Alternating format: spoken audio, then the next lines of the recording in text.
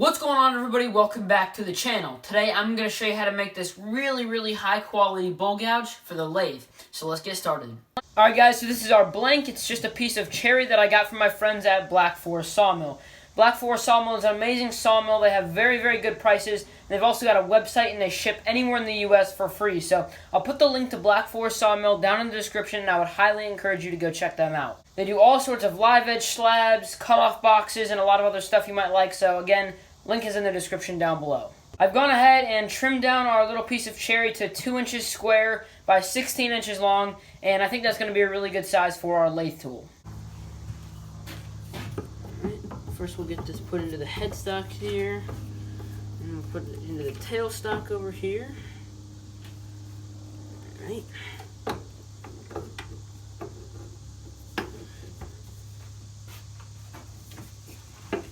Really gotta make sure we push that in there nice and tight. Alright, tighten that up.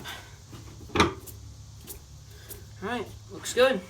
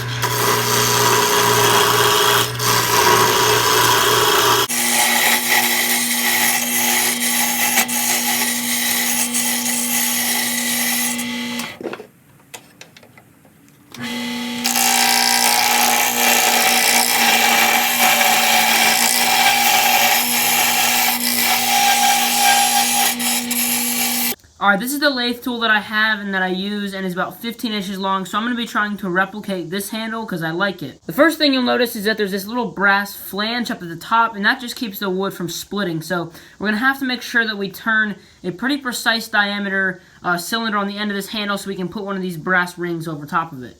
And then we need to know how thick this brass flange is so that way we can bring the wood down to where it meets that brass. And then the rest of it is just getting the handle to the shape that you like, and I kind of have an idea of what I'm going to do based off of this tool. This is the little flange that I'm going to be using, so I'm going to start on one end of my wood and turn it down to where this will fit over top of it.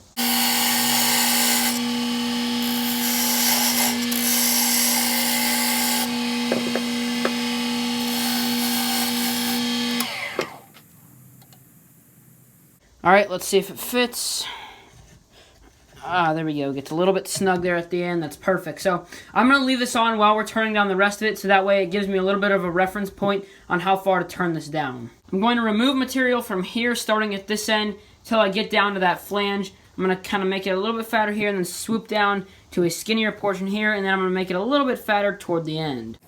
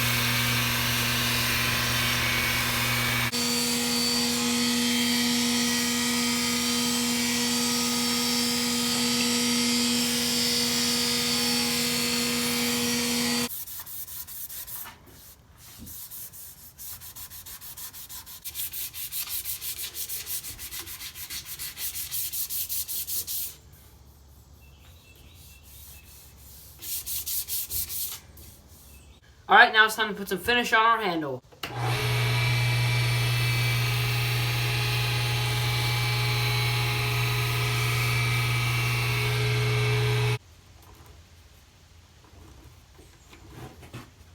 To attach the little flange, I'm going to use a little bit of CA glue.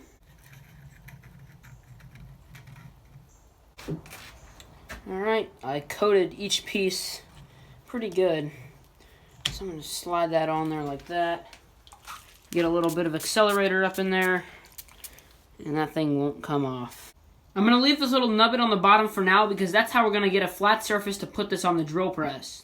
I've got a 7/8 inch drill bit in my drill press, and we're going to use that to drill out the end of our handle. I'm going to go down approximately 2 or 2.5 inches.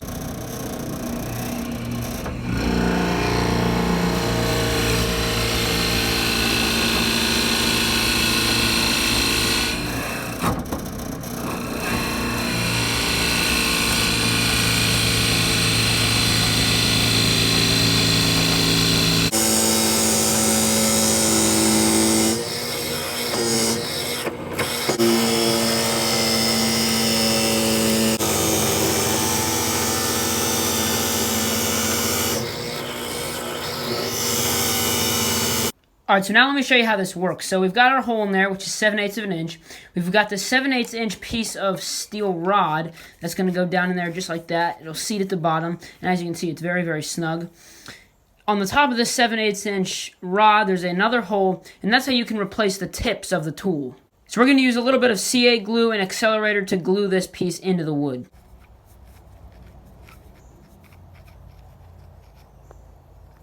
And make sure to get a bunch of the CA in there. You really want to glue that in there nice and tight.